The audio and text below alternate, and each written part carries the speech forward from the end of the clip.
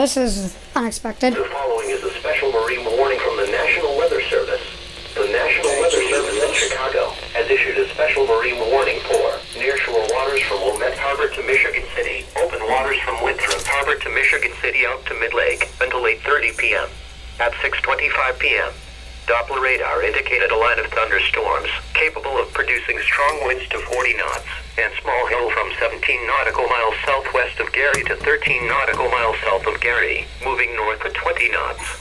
These thunderstorms will be near Calumet Harbor around 7:10 p.m. Boaters should seek safe harbor immediately until these storms pass.